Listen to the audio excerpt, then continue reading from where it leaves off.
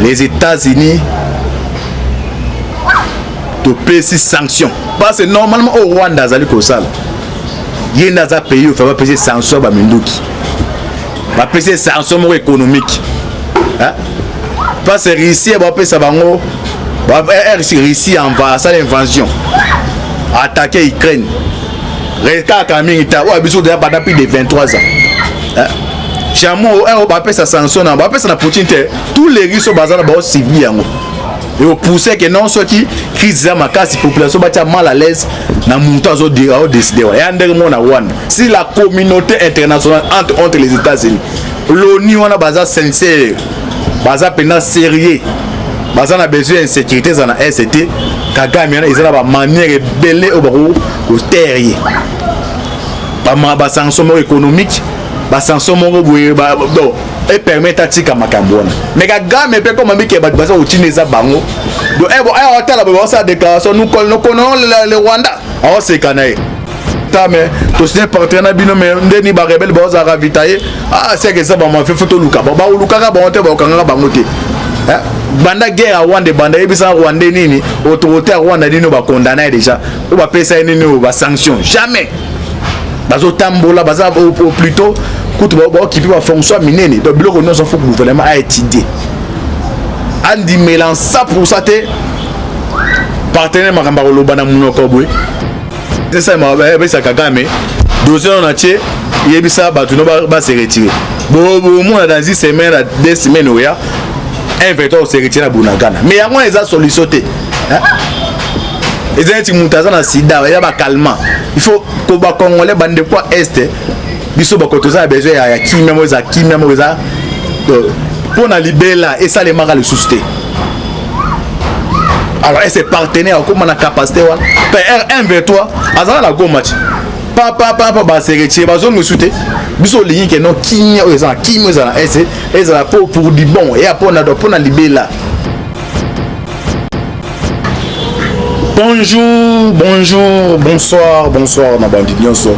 Et à la voix céleste, mbote na bino mbote, bozali, ebele. Partout dans le monde, bozali on a biso par la voie tournante. En niveau États-Unis, na biso mbote ska bozali. To en Europe, précisément na ville Zurich. Na Suisse, ma pauvreté, Valentine au cas où j'entends bola, maki na Belgique. Siwa mbanja ma en fait na Suède. Bozana Asie, Océanie, en Afrique. Sans oublier en République démocratique du Congo, c'est toujours votre MS serviteur. Moïse Kanchiba, l'émission Bolingaka. Tolobaté, automessage au PSB. Actualité politique en temps réel. Toza wapi, Tozo Kende wapi, Tokosuka wapi. Vous considérez que vous priez pour le monde, vous priez pour la RDC. Bobo ça peut être prier pour la biso pour toujours courage à repasser binoba. Actualité politique en temps réel. Le loto lobela arrivé à secrétaire d'État américain de dessous des cartes pour y aller na RDC azoke na Rwanda ni ne batamiwa. Bochiko mona Russie a pesi na Mali ba avion de chasse neuf do ya sika. Est-ce que pour l'instant États-Unis comme qu'on bang influence il y a risque d'un niveau il y a région Galak aye na lombangu boki bien babi kaye pona arabongi sa coopération entre RDC et États-Unis. Pourquoi aye na moi o ni na za ko craindre na na bisa non l'autre fois que non ministre affaires étrangères risque bayambala kina dans la Russie par président ougandais Yoweri Museveni. Alors boye na lombangu il y a secrétaire d'État américain ni batami simanango il y a un des dessous des cartes au limbo la lelo aboyeba ni batami na koyaya secrétaire d'État Anthony Blinken avant la banda tout ça des révélations il y a arrivé à secrétaire d'État américain n'a pas encouragé Mingi. En tout cas, il y a pour le bac. Gouverneur de la province de Kinshasa, Jantini Ngobila, Nandegi Moussa Osal Makitoko, la commune Belé, ou la Mouki de Watba, comme la Monezinai, et mon maman Bouana, et Kanana Kanani, mais c'est mes biloko comme les caminga en tout cas biloko ka bosser za banda kala mais qui chasse les appelle qui chasse la belle mais à ça les belé mais c'est important aux autres saliments oh et là ça que non Mikolezo ezali koya après 5 ans qui chasse kozongi là et lamba na yango ya kala donc on a benga kin la belle donc félicitations au gouverneur Chantini Ngobila. Alors directement to continue révélation na dessous de cartes lelo Anthony Blinken secrétaire d'État américain à Kinshasa tête à tête avec Tshisekedi les dessous des cartes ces alignées bande comme il les cana d'abord na RDC au Monaki ambassadeur RIS René Okuté nana Ibalaïka si on a chargé suivi accord avec RIS après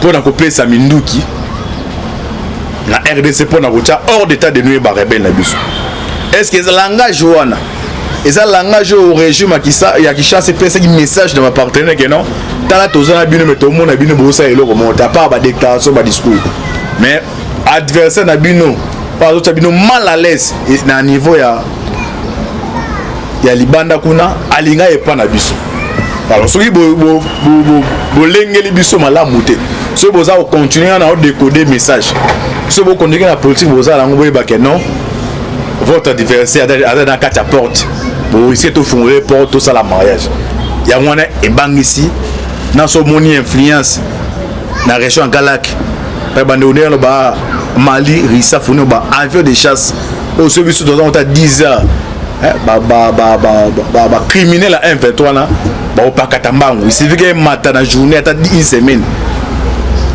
mais tout ça appartenait sur le terrain tout le monde a le monde alors Joe Biden a dépêché. Et puis, Bandeko, avant de développer rencontre Tshisekedi, secrétaire d'État américain, il faut moyer bas.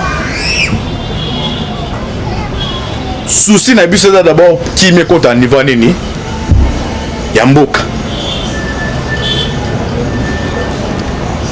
Mali a opté à coopérer dans Russie. Bobo ça peut être dans le poteau baloba la comparaison et ça a raison de est-ce que Mali a ça la richesse on est sur biso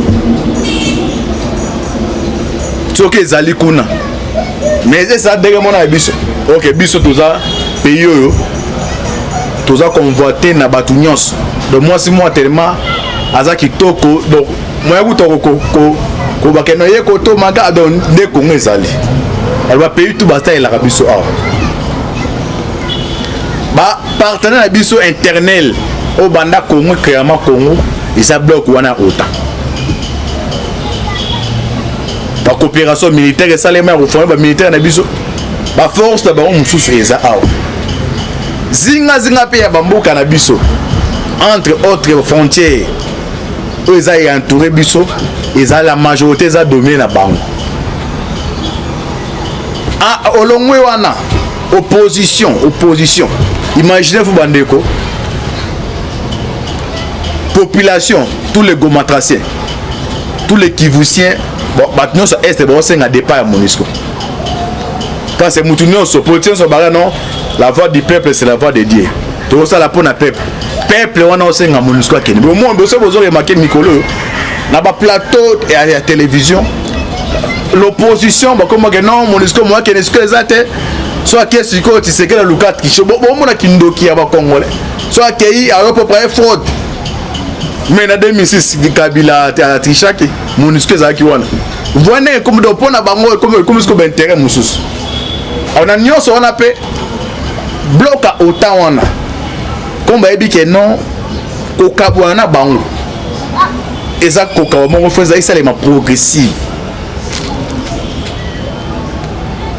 na ba parti parce que peut na précipitation ces gens là au ba ou mena biso awa baza na influence ya soit ko assassiner président de la République ou azawana soit ko bengane na vol moko politique c'est même voie militaire parce que Russie et coopération salimi l'état Russie a un piédestal naï donc bloc on soit bandé faut plutôt résoudre en donc c'est un acteur politique là d'accord la mukade na plateau avec non ndenge za boy il faut to kabwana dans États-Unis voilà et on bango leur monter mais soit qui monte à dirigeants option de aide d'abord bando quand entourage na yo vous aurez remarqué ba coup de tête bétamine awa ba to beta coup de tête baza musika te Babylone François Béos avait préparé au raté d'abord njamba linga puis ya bango wana autant na balinga yite alors ce batimbele que notre séqué dans ça bango te officiellement biloko wana ngé salim donc bango baza bongo et aussi des contrats na bango il faut obéir na nyonso baza ko lobanao ce que bazu free d'information que non le lingo coopérer na ba hôtel ba ça seulement sécurité mais exemple c'est belé ba Kadhafi bon pour na ba biloko wana alors tu sais que les peine na kati ya entourage ne makanisa na ezali donc ezate l'opposition est ainsi c'est comme un attaquant l'opposition na biso ya Congo donc ils ont poussé défenseurs na ba faute na caractère za penalty pour na mutual objectif et opposé zara na voix nyonso o abiso na voix nyonso o besoin porter à zone pouvoir vous remarquez MONUSCO na vous savez que non MONUSCO va kende bango banda comme est-ce que le gouvernement place balingi ba officialisons car ba on a plateau ko so remarquer bandeko et comme non MONUSCO kenete MONUSCO va za la wana pas cette triche au monde congolais ndinga zali. Mais en tant que politique, alors le cas créer un mécanisme où appelle ça un avertissement, un message. Parce que même quand il crée dans zone contre la carte autant, qu'on comprend dans le la carte autant, ils ont des intéressés, m'a pas dit ça. Mais quand Poutine a dit que non na quota, c'est ça. Et ça va message du RDC, le gouvernement congolais va repérer ça na partenaire que non, tous les bien tous après tout coopérer mais pourquoi insécurité dans l'Est et ça aussi ils allaient continuer. Alors, dans le niveau, il y a Maison Blanche bataille que non. Pays eux, ils ont pays moins comme majeur. Pays moins ils ont pour moi. Ceux qui est tombé. Attends, les lignes à Russie et communes à Ngobwe, ils ont pour n'abuser. Alors, faut que qu'on a nini. Bah, il y a la politique. Il y a Bendassine. Le système aux acquérants, on peut ça. Muto bisa va pèser le gros asima. Oui, pèse émotionnel qu'on pèse ça. Là, on a expliqué. Attendez, Blinken, on a eu awa. À côté kalaka na muno connaît boueti. À moins que donner changer à non, les États-Unis te paient ces sanctions. Parce que normalement au Rwanda, zali kosal. Il y a un pays où il faut payer sanctions à Minduki. Va payer sanctions économiques. Hein? Parce que Russie va payer ça bango. Russie envahit ça l'invasion. Attaquer Ukraine. Reka Kamingita ou abiso de la depuis de 23 ans. Hein? Chamo on va payer sa sanction on va payer ça na Poutine tous les Russes sont basés dans civil yango. Et au pousser que non ceux qui crise ma casse population va mal à l'aise na montant zo dire au décider. Et andermo na one. Si la communauté internationale entre les États-Unis l'ONU on a basé sincère. Baza pena sérieux. Baza na besoin d'insécurité dans la ST. Kagame ils ont la manière belé au terrier. Ba sanction économique, ba sanction et permettre à tika makambona. Mais Kagame peut comme ambi ke ba baza utineza bango. Donc hôtel ba ça déclaration nous connaissons le Rwanda. Ah c'est canaille. Abi ke na butu a bosa la gens eux ils ont se passer sur yango. Donc ndenge motinda mi oaye aida pour l'intérêt États-Unis jamais au bibolobake non les États-Unis te condamner faut te payer sa sanction à Rwanda jamais ah répéter la bilo resalema qui bilo comme on est il faut respecter faire des routes il y a nini ya Addis Abeba faut respecter bilo à lobby en loba yangwana faut respecter au fait de route il y a nini ya Angola mais ça le monde pas Rwanda mo Kagame moi c'est déplacé animé le quoi ce vous rappelez vous en tina monte il faut d'abord ba sanction mo ça sévère aux appels street au permettre que non na Rwanda ni na Kagame a changé ba donner mais ceux là que non ndeko bima to senga les choses là inclusif et APC ni des pays souverains to linga inclusivité ma pour nami non et ça ma délai donc biloko le baga ya Rwanda. Alors le gouvernement congolais soki alandi discours wana arola la poni il faut anticiper ce que akenda ko officiellement na récité mais apesa ba biloko moni moi soza alinga sukisa mobali naye mutema pasi aroza la musu banu bayokana bandeko naye yo benga ta partie à 23h et ozanaye appelle coach ba akobi mpe na salon yo ce que mobali o mona bongo so bando sala mabe OK zaka ba mouvement il faut RD ça sala ya moi et pour na apaiser ata pena ville mai pena do apaiser gouvernement RDC aolongona OK na niveau ya Kigali kuna lo esa que non apaiser ça mabe ça Kagame dossier on a tché yebisa batu no ba se retirer bon moi dans 10 semaines à 2 semaines oya un veto se retirer na Bunagana mais yango eza solution te ezati mutaza na sida ya ba calmant il faut ko ba congolais bande quoi est biso ba kotoza besoin ya kimia moza pour na libela et ça les mara le susté alors c'est partenaire comme na capacité wa PR1 vers toi azana la go match papa ba se retirer ba zone souté biso ligne que non kimia eza eza pour du bon et pour na libela mais bato wana baotika la osala to comme il y a des intérêts parce que Rwanda na bato basene ba compagnie ya raffinerie ba coltan les beza bango et il y a des business là ba otika raté dans les occidentaux ba système à deux batambola na deux volets volet officiel na volet à butu bango tout ba pays tozo monana bazana ba armée oza anonyme na armée na bongo yebani bi baoti na armée na anonyme so ye o ba mais risort ta ba wangana o France eza bisote eza banane to traquer ba baoti la traquer batonate eza bongo ba so ba armée mo anonyme ba mafia mo ya l'état et bien mais c'est ensemble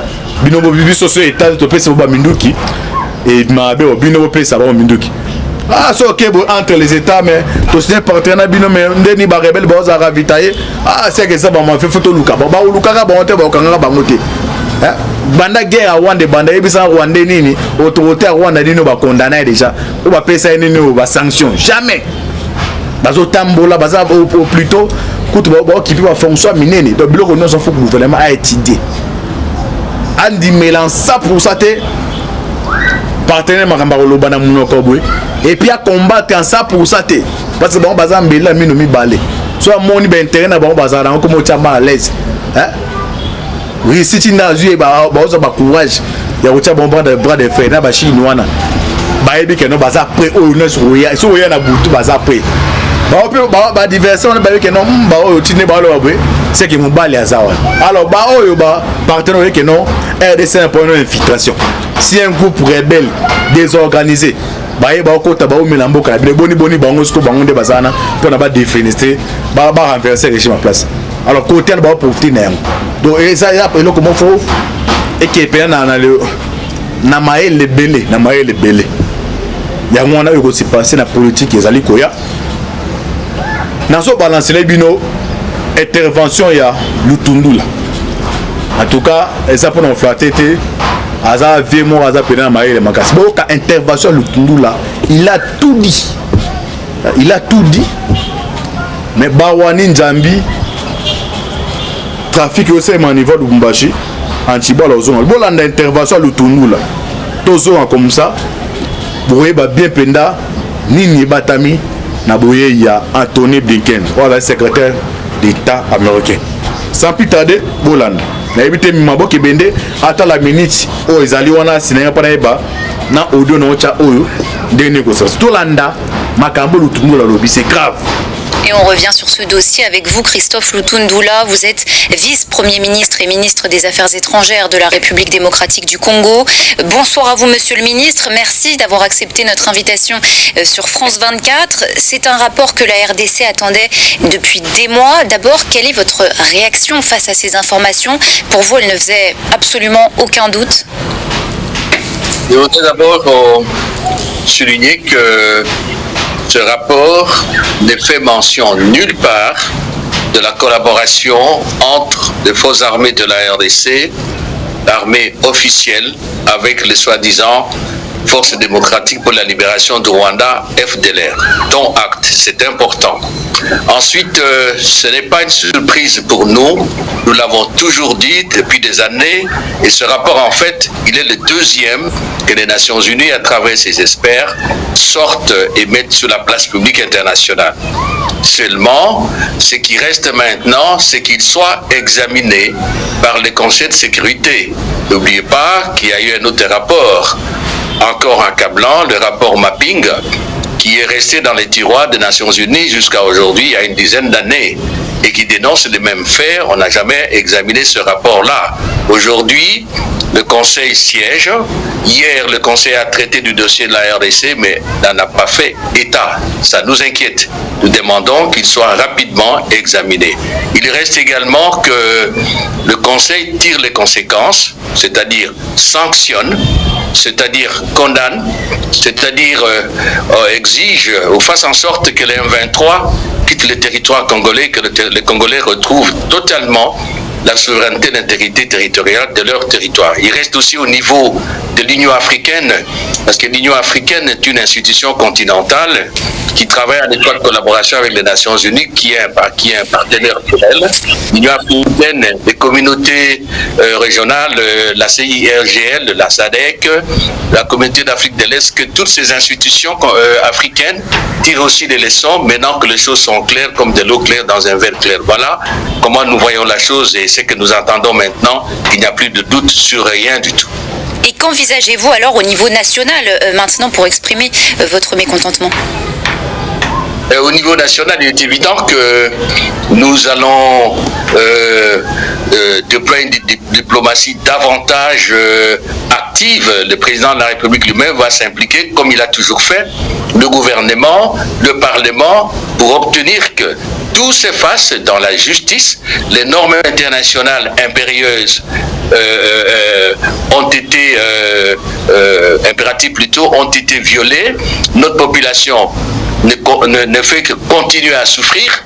Nous n'allons pas croiser les bras, nous allons continuer le combat diplomatique, nous allons continuer aussi le combat sur le terrain. Il faut qu'on le sache. De réponse sur le terrain, justement, envisagez-vous ? La population va continuer à se mobiliser. Il y a un élan de nationalisme fort actuellement, plus que jamais, et nous n'allons pas lâcher prise. Début juillet, une réunion de médiation entre les présidents du Rwanda et de la RDC s'était tenue à Luanda, en Angola. Un processus de désescalade avait alors été engagé. En quoi la publication de ce rapport va-t-elle bouleverser ce processus ? Très concrètement, y a-t-il un risque de guerre ouverte entre le Rwanda et la RDC ? Non, je l'ai dit et je le répète, ni le chef de l'État, ni le gouvernement, ni toutes les institutions politiques de la République, ni le Congolais, personne ne veut la guerre à aucun pays voisin. Nous ne sommes pas un pays belliqueux. Qu'est-ce que ce rapport apporte, madame ? Le rapport apporte une lumière indiscutable sur un fait majeur, je dirais sur deux faits majeurs. Les dénégations du Rwanda ne valent plus rien. La vérité est là pour la deuxième fois. Les accusations mensongères contre la RDC qui tiendrait l'FDLR tombent. Donc là, il y a sur la table de discussion une bonne nouvelle qu'il faut prendre en compte. Nous espérons que le médiateur de l'Union africaine, le président Lorenzo, nous espérons également, comme je l'ai dit pour ne pas me répéter, que les institutions régionales qui traitent de dossiers, le Conseil paix et sécurité de l'Union africaine, la communauté des États d'Afrique de l'Est, la SADC, la CIRGL, que tous ces intervenants vont tirer des leçons et réorienter maintenant les discussions vers une solution définitive. Est-ce qu'aujourd'hui la mission des Nations Unies, la MONUSCO, est efficace selon vous ? Bon, écoutez, je dois dire tout d'abord qu'il n'y a aucune crise entre la RDC et les Nations Unies. Nous sommes membres des Nations Unies, nous continuons à travailler avec les Nations Unies. Oui, on voudra peut-être faire comprendre par là que c'est la MONUSCO qui a dénoncé. Et il fallait qu'elle dénonce cela tôt pour que nous ne puissions pas avoir toutes les conséquences fâcheuses avec des vies de pertes humaines. La MONUSCO n'a pas parlé au moment où il fallait. Qu'à cela ne tienne. il faudra qu'on sache que la MONUSCO n'est pas venue pour rester en RDC définitivement. La MONUSCO nous a apporté un appoint sécuritaire. Comme tout pays au monde, nous sommes soucieux, nous, peuple congolais, d'assumer l'entière responsabilité pour défendre notre souveraineté, notre intégrité territoriale. Ça veut dire qu'à un moment ou à un autre, comme cela a été décidé, la direction du président Tshisekedi, nous devons procéder à la réévaluation du travail que nous faisons, j'ai dit nous faisons avec la MONUSCO, et envisager la possibilité d'écourter son mandat, la possibilité d'un retrait progressif, un retrait responsable, comme la résolution 2556 du Conseil de sécurité l'a préconisé. Donc il n'y a pas la MONUSCO, mais ce que nous demandons, c'est que la MONUSCO a fait son temps.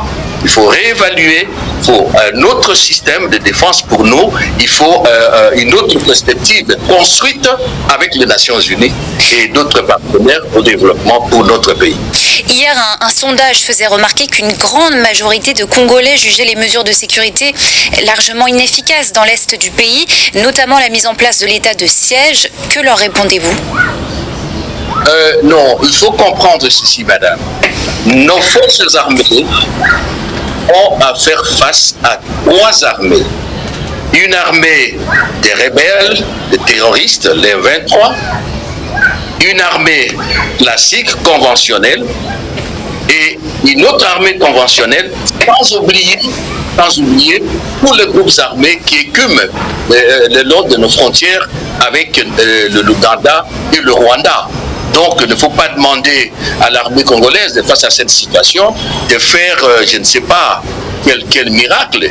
Il faut aussi qu'on le dise. On ne peut pas avoir la langue de bois. Nous avons une période où nos vaillants militaires ont été, si vous voulez, neutralisés, ont été paralysés. On a détruit notre système de défense. Nous devons le reconstruire. Donc aujourd'hui, nous sommes en gestation en termes de système de défense, mais nos vaillants militaires continuent à se battre. Maintenant que c'est connu que ceux qui nous attaquent ne sont pas des rebelles. Les rebelles servent de paravents, de prête-noms. Ce sont des armées, des États qui nous attaquent. Je crois que les choses sont claires. Christophe Lutunda, vice-premier ministre. Ok, j'espère que Bolandi, Christophe Lutundula, Eraza Golobaza pour engager RDC dans France 24. Et vous comprenez les politiques au Kenya. Il faut prendre que tu as bien avant que tu aies le colo. Et c'est quand tu as le colo. Parce que politique, ils allient, ils dynamique. Donc comme nous avons moto na moto. Et si Kazali, Azali congolais, tout le monde a une appartenance. Et wa fingi boy wa sali boy, eza d'abord pour na eza pour tout est dans le Congo. Tout le Congo pour la émergence. Il y a mboka na biso. Aussi na to seki na mapinga na biso. Pour continuer qu'on a toujours toujours aux aguets. Politique à politique, c'est la diplomatie, mais bino, ma pinga, la technologie, c'est que solution est vraiment pour qu'on ait hors d'état de nuit, les criminels ou siéger parti na biso ya mboka na prignos. Pour ça, on appelle un gouvernement pour renforcer motivation. Il y a des soldats, parce que mon un député a touché 24 000 $. Le président Assemblée nationale a touché plus de 500 000 $. Boni soldats ont bondé l'école. Là, ils ont bondé la famille, ils ont non. Il y a ma motivation, mais aussi, il y a et ça va continuer vraiment. Donc, les soldats ont barandé na moka pa ezalaka. Et comme ça, la bien makasi. Selon le journal Le Monde, Balobi Fati a la conversation na Zelensky. Alors, la conversation, le journal Le Monde a mis mon copimisa. Tout le temps, il a bien une conversation pour les RDC. Selon le journal Le Monde, il y a lobby. Parce que Zelensky, Toi, non, nous selon Le Monde. Le président Volodymyr Zelensky vit une conversation avec le président Félix Tshisekedi. Au cours de la toute première conférence RDC-Ukraine, j'ai insisté sur la nécessité de surmonter la crise alimentaire causée par l'agression des Russes contre l'Ukraine. Je note l'importance du soutien de la RDC pour l'Ukraine, en particulier à l'ONU, déterminé à approfondir la coopération avec l'Afrique. Monika Kanani Macky Sall, président Sénégal, vous avez président actuel président de l'Afrique, à se déplacer à Kekutena na Poutine. Vous m'avez non céréales, vous permettez de passer à la comme Coréen.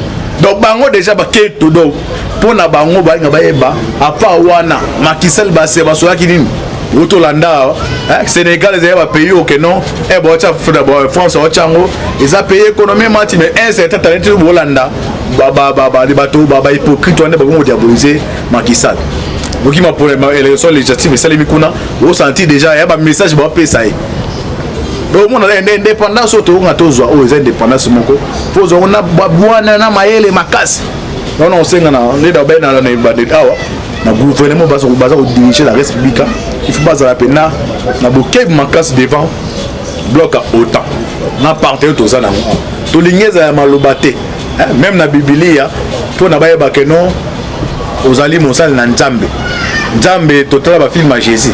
Nzambe anda ko prêcher à part pour prêcher ba guérison miracle. Et on est la ça que non mutu na biso fait to lingina États-Unis na ba partenaire ezala malobate to mona pa que non États à personne a fait déjà ce mot so ando beton banatongo tipo quoi qui gale tombé.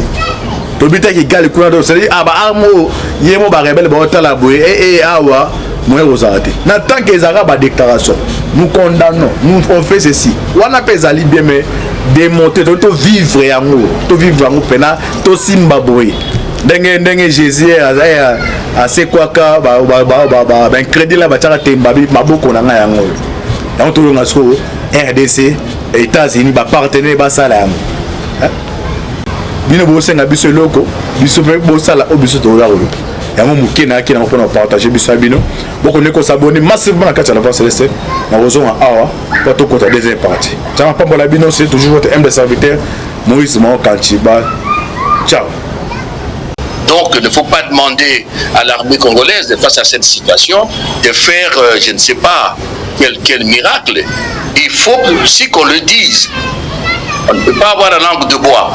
Nous avons une période où nos voyants militaires ont été, si vous voulez, neutralisés, ont été paralysés. On a détruit notre système de défense. Nous devons le reconstruire.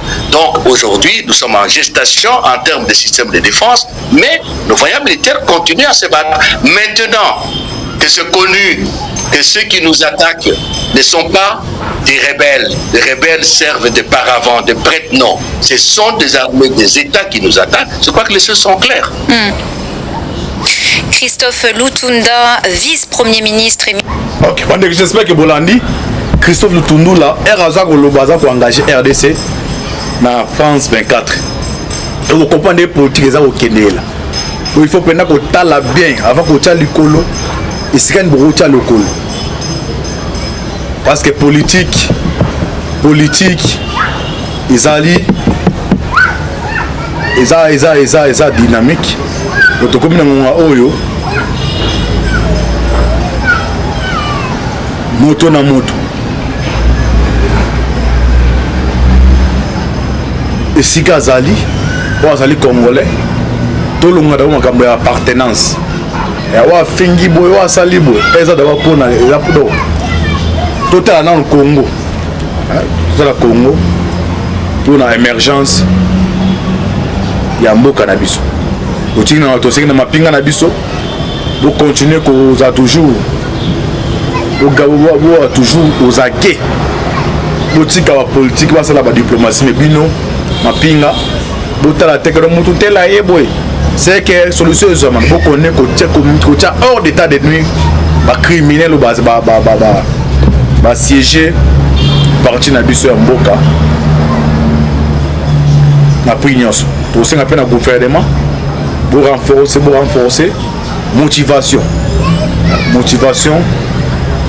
il y a des soldats, parce qu'on a un député, a touché 24 000 $. Le président Samuel a touché plus de 500 000 $. Boni soldats ont bondé l'école. Là, ils ont bondé la famille, ils ont il y a ma motivation, mais aussi, mais ils sont et ça va continuer vraiment. Donc, soldats ont barandé, na moka pa ezalaka. Et comme ça, la bien makasi. Selon le journal Le Monde, Balobi Fati a sa conversation na Zelensky. Alors la conversation, le journal Le Monde a mis mon copimisa. Tout le cas, tout le temps, la bino a conversation président RDC. Selon le journal Le Monde, denga lobby, basoena Zelensky. Tout en nous selon le journal Le Monde. Le président Volodymyr Zelensky vit une conversation avec le président Félix Tshisekedi. Au cours de la toute première conférence RDC-Ukraine, j'ai insisté sur la nécessité de surmonter la crise alimentaire causée par l'agression des Russes contre l'Ukraine. Je note l'importance du soutien de la RDC pour l'Ukraine, en particulier à l'ONU, déterminé à approfondir la coopération avec l'Afrique. Monika Kanani Macky Sall, président Sénégal, vous avez président actuel président nord-africain, à se déplacer à Kekouté na Poutine. Vous m'avez dit non céréales, vous permettez pas ça, donc bango déjà ba keto do pour na bango ba ngaba à part wana Macky Sall ba se ba so yakini Otolanda, Sénégal, les pays au non, et France, ils ont payé économiquement, mais un certain talent de Hollanda, des bateaux, hypocrite, on a diabolisé Macky Sall. Donc, il m'a pour l'élection législative, ça les Mikuna, vous sentez déjà, il y a un message pour payer ça. Donc, on a l'indépendance, on a tous les indépendances, on a Babouana, Maël et Makas. Non, c'est un le gouvernement va diriger la République. Il faut pas se rappeler na bloquer Makas devant bloc à autant. Na partir tout ça na to lingeza malobate. Même na Biblia pour na bayeba que non aux ali mosal na Nzambe. Nzambe total ba film à Jésus. Nzambe anda ko prêcher, à part pour prêcher ba guérison miracle. Et là on est il a ça que non mutwana biso fait to lingina États-Unis na ba partenaire et ça la malobate tout le monde a pas que non.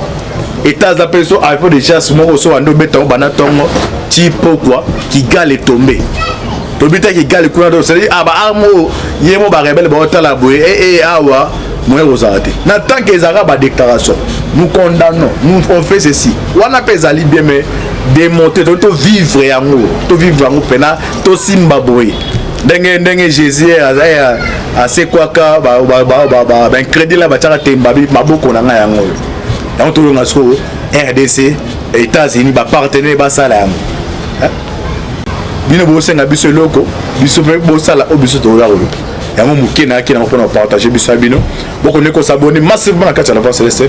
Na rozo en awa, pas to côté deuxième partie. Ça va pas la bino, c'est toujours votre humble serviteur Moïse Mo Kanchiba. Ciao.